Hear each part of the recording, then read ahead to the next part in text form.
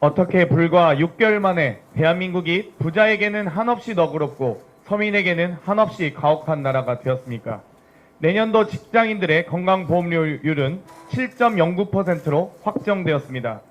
직장가입자 보험료율이 7%를 넘어선 것은 지역, 직군, 건강보험이 통합된 2000년 이후 처음입니다.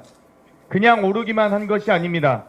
윤석열 정부가 당당하게 발표한 건강보험료 부과체계 2단계 개편안을 적용하면 중상류층 건보료는 줄어드는데 오히려 하위층의 건보료는 늘었습니다.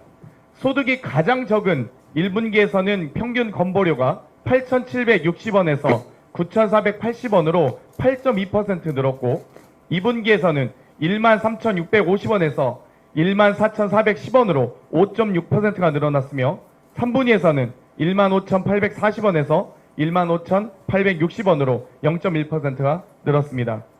반면에 1에서 3분위를 제외한 4분위부터 가장 고소득층인 10분위까지의 평균 부가 보험료는 줄었습니다.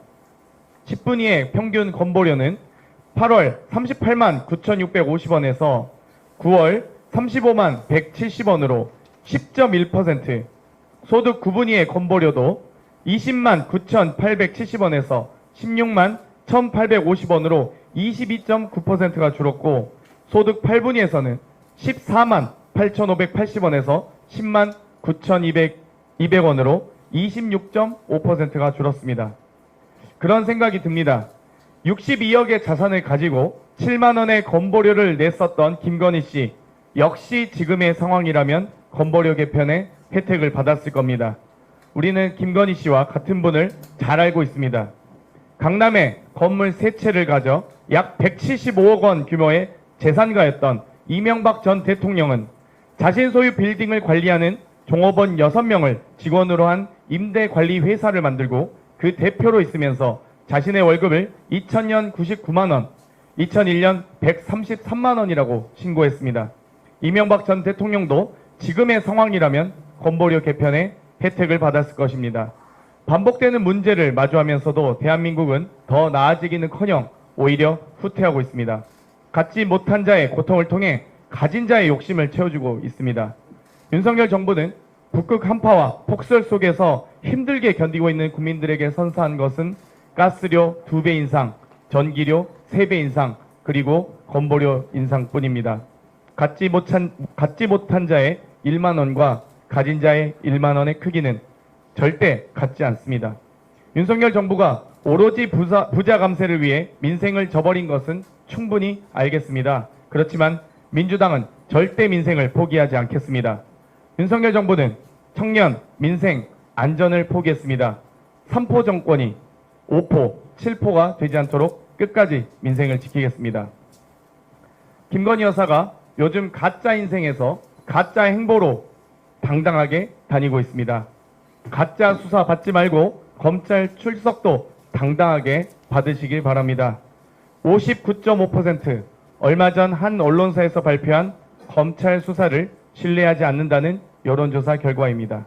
정치권 전반에 퍼진 수사와 재판, 검찰 공화국이라 불리는 윤석열 정부에 대해 이제 일반 국민들도 이상함을 느낀다는 반증입니다. 하루가 멀다 하고 이어지는 야당 탄압 속에서 이상하리만큼 김건희 씨에 대한 수사 소식은 요입니다. 이미 1년 전 기소된 권오수 전 도이치모터스 회장 등의 재판 과정에서도 김건희 씨가 주가 조작에 개입한 정황이 담긴 녹취록 등이 여러 차례 공개된 바 있습니다. 또한 검찰은 지난해 9월 주가 조작에 가담한 투자 자문사를 압수수색하면서 증권사 계좌 인출 내역과 잔고, 그리고 2011년 1월 13일 매각했다는 뜻으로 보이는 주식 수량이 기재되어 있는 김건희라는 엑셀 파일을 확보했습니다. 그리고 이른바 김건희 파일 작성 지시자로 지목된 투자 자문사 임원이 미국으로 도주했다 돌아와 체포됐습니다. 체포된 투자 자문사 임원이 한 진술은 잘 모르겠다, 오래전 일이기도 해서 기억이 잘 나지 않는다 인 것으로 알려졌습니다. 지금까지 검찰이 보여준 모습을 생각하면 아마 이러한 진술을 바탕으로 소환조사 한번 받지 않은 김건희 씨의 사건이 종료되지 않을까 하는 걱정이 듭니다. 명백한 직무유기가 어떻게 성립하는지 검찰이 직접 시연할 게 아니라면 검찰은 지금이라도 김건희 여사부터 소환하시기 바랍니다. 이상입니다.